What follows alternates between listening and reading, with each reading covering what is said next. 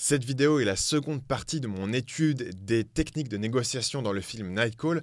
Si vous n'avez pas encore regardé la première partie, cliquez sur le lien qui se trouve en haut à droite de la vidéo pour aller la voir maintenant.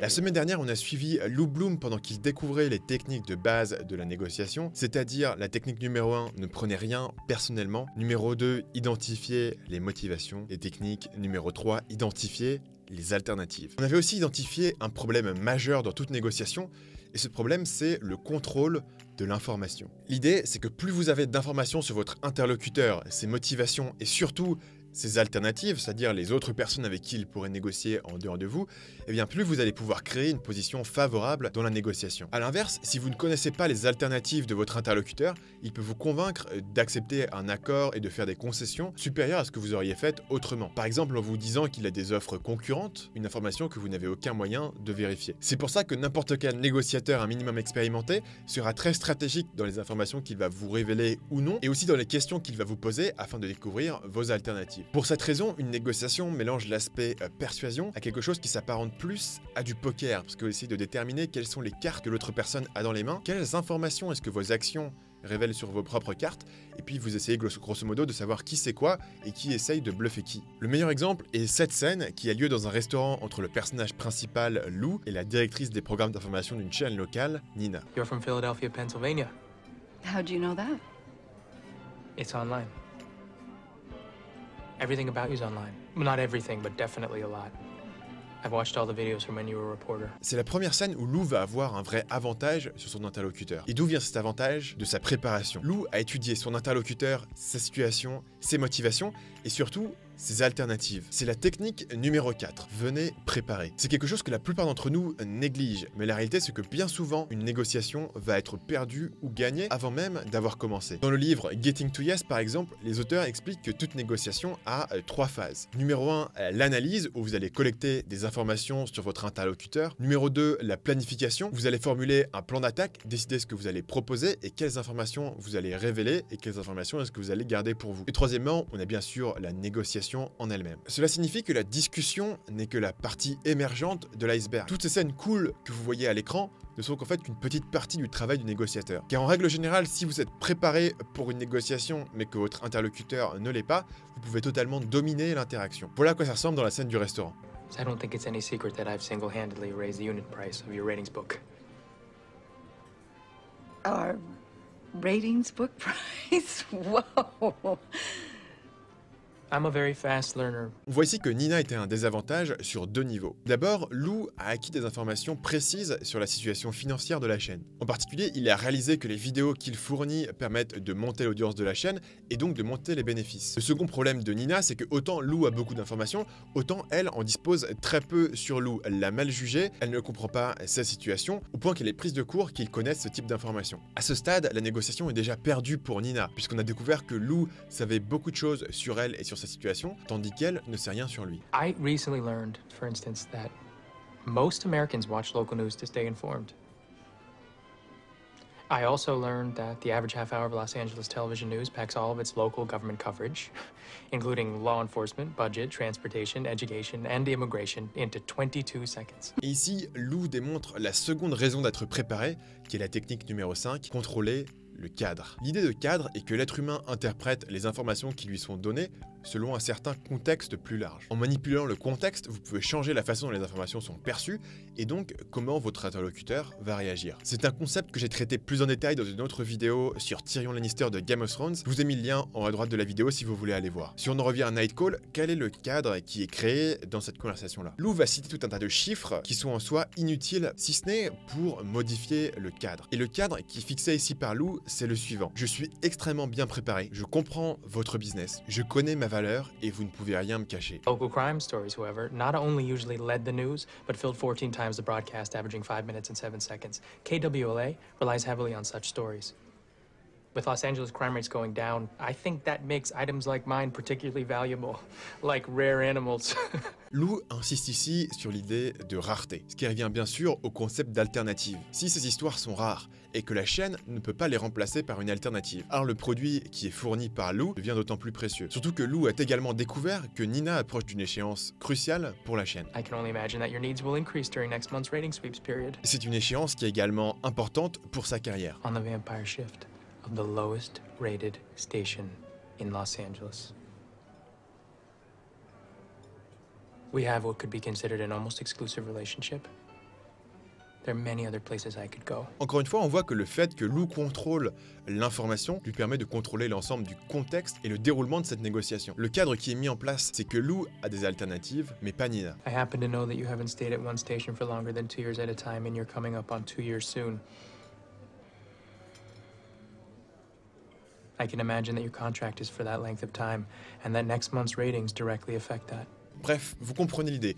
Je vous mets pas l'ensemble de cette conversation parce qu'elle comprend des éléments qui sont assez importants pour l'histoire et je voudrais pas vous spoiler le film, que je vous conseille d'ailleurs d'aller voir, qui est très très bien. Voyons plutôt comment cet avantage en termes d'information et de contrôle du cadre va se concrétiser lors de la prochaine négociation, au moment où Lou va se rendre pour vendre une vidéo à Nina. Pour bien comprendre ce qui va se passer, je voudrais qu'on mette en contraste cette interaction avec leur toute première interaction que je vous passe maintenant. How much? I'm selling this particular piece for 1,000. Not even close. This late, you have nowhere else to go. And the quality's for shit. I'll give you $250, that's the most I'll do.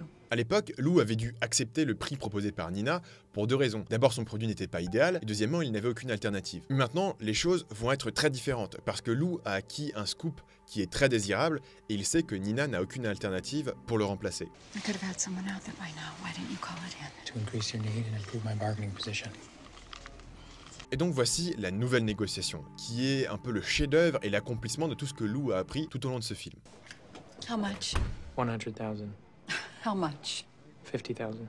I need a number. 9 minutes, I need a number. D'abord, il commence par contrôler le contexte en citant un chiffre qui est absurdement élevé. C'est une méthode qu'on appelle aussi ancrage. On remarque tout de suite que Nina est sous pression. L'émission commence dans seulement 9 minutes et elle n'a rien à montrer. Elle va faire une contre-offre avec $3,000. 3,000. I got 3,000 for the food truck stabbings. There were more, Dad.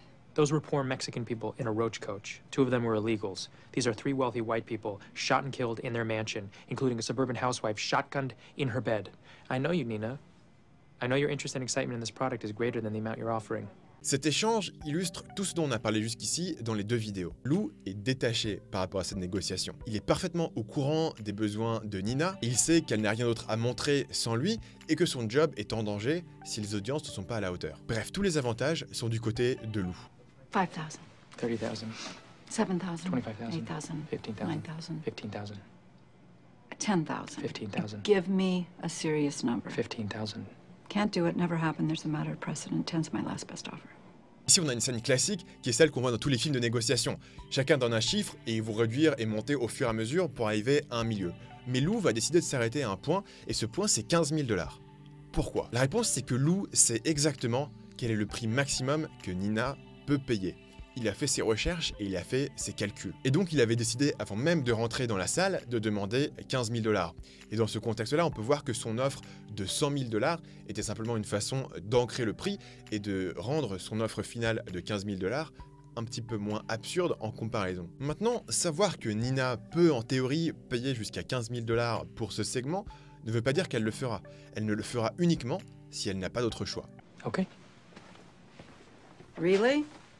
Where are you going? Seven's approached me at least several times. The ND there gave me his number. They'll make me a better offer. It's a 5-minute drive. Hold on! Ici, Lou démontre qu'il possède des alternatives, ce qui va convaincre Nina que la situation n'est pas en sa faveur et elle va monter son prix de $2,000 pour arriver à 12,000. 12. 15.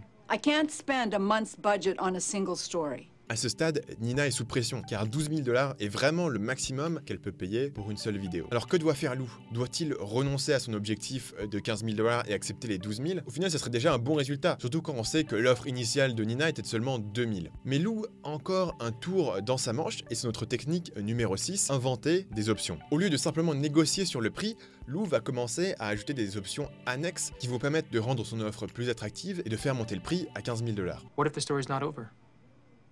The people who did this escaped. They're still out there, walking around with the rest of us. If I had a family and I lived in a home, that might make me nervous. I'd want updates on what was going on. With this footage, people would turn to your channel for the story. Mais surtout, il va ajouter des options en sa propre faveur, en plus du tarif qu'il demande. From here on, starting now, I want my work to be credited by the anchors and on a burn. The name of my company is Video Production News, a professional news gathering service. That's how it should be read and that's how it should be said. I also want to go to the next rung and meet your team, and the station manager and the director and the anchors, and start developing my own personal relationships. I'd like to start meeting them this morning. You'll take me around, you'll introduce me as the owner and president of Video Production News, and remind them of some of my many other stories. L'intérêt de cette méthode, c'est que les demandes que va faire Lou n'ont pas de coût financier immédiat pour Nina. Ça ne lui coûte rien de présenter Lou à certaines personnes, mais au contraire, pour Lou, ça a un avantage qui est énorme. Ce que Lou cherche à faire, c'est renforcer la marque de son entreprise afin de se différencier de ses concurrents, et surtout, il veut développer des contacts directs au sein de la chaîne. Ces contacts seront utiles pendant les prochaines négociations, puisque Nina ne sera plus son interlocuteur unique au sein de la chaîne, ce qui lui permet de la contourner au besoin en allant par exemple à ses supérieurs directs, et ça lui permettra aussi de préserver la relation avec la chaîne au cas où Nina se ferait virer. Et Lou va terminer la conversation en offrant un dernier bonus qui ne lui coûte pas grand chose, mais sera utile pour Nina. I have the van crash on Moorpark tonight. It was a couple of stringers, actually. That could lead by itself on an average night. I'd be willing to throw that in for free.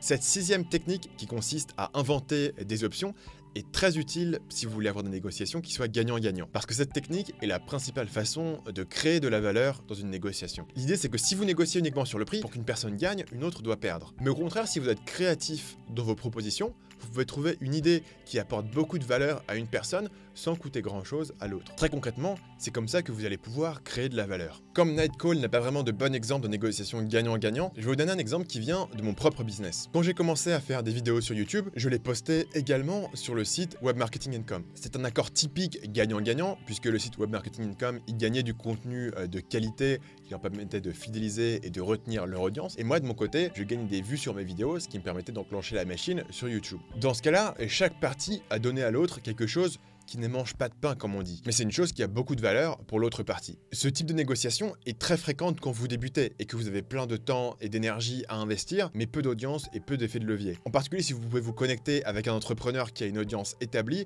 mais justement assez peu de temps. Puisqu'évidemment, vous mettre en avant ne coûte pas grand-chose à un entrepreneur établi, mais peut avoir un avantage énorme pour vous. Ce que vous devez faire, c'est donc d'identifier ce dont cette personne a besoin, être créatif dans la création de votre proposition, et vous allez parfois pouvoir créer un accord qui est gagnant-gagnant. So what do you say? Do you have a deal? Nightcall est à la fois un bon exemple de négociation et un très mauvais exemple. Je m'explique. Tout au long du film, Lou va mener ses négociations sur les seuls rapports de force. Il n'essaye pas de créer une relation de coopération de long terme avec ses interlocuteurs. D'ailleurs, il y a de solides indications que Lou souffre de ce qu'on appelle un trouble de la personnalité antisociale, ce qu'on appelle plutôt dans le langage courant quelque chose comme le psychopathe et le sociopathe. Le diagnostic précis peut être sujet à débat, mais une chose qui est claire, c'est qu'il manque quelque chose à Lou dans les relations humaines, comme le remarque d'ailleurs son employé Rick.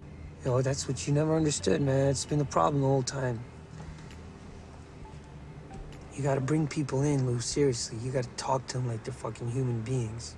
Et c'est pour ça que Nightcall est à la fois un bon et un mauvais exemple de négociation. C'est un bon exemple car Lou comprend parfaitement les techniques de négociation et puis ses rapports de force. Comme il ne s'embête pas avec les relations humaines, ses questions de motivation, d'alternative et de cadre sont parfaitement visibles et faciles à expliquer. Mais d'un autre côté, il manque à Lou la septième et dernière technique de négociation. Faites-leur sentir qu'ils ont gagné. Dans une négociation idéale, chaque interlocuteur est satisfait de l'accord qui a été conclu. Chacun sent qu'il a été écouté, que ses besoins ont été pris en compte et qu'il a pu défendre sa position de manière équitable. Pourquoi est-ce que c'est important? Même si vous enlevez les aspects humains et éthiques qui ne préoccupent clairement pas Lou, il reste des problèmes purement stratégiques avec son approche. D'abord, que va-t-il se passer le jour où il n'a pas pu filmer un scoop et il se retrouve avec une vidéo assez moyenne? S'il avait une bonne relation de coopération avec Nina, elle lui filerait probablement un coup de pouce en lui rachetant sa vidéo de médiocre qualité. Mais ce ne sera pas le cas s'il a été sans pitié dans sa dernière négociation. C'est sans parler des directeurs des programmes d'autres stations qui vont entendre dire qu'il est difficile et qui seront donc réticents à travailler avec lui. En bref, la stratégie utilisée par Lou fonctionne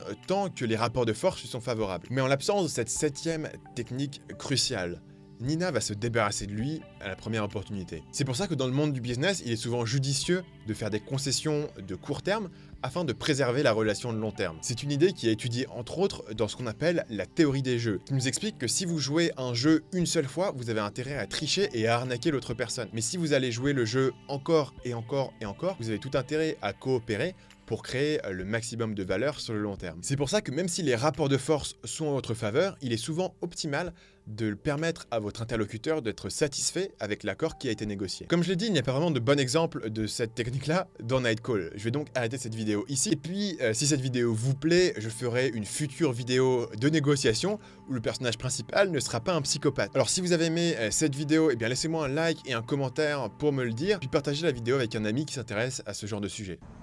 What if my problem wasn't that I don't understand people, but that I don't like them?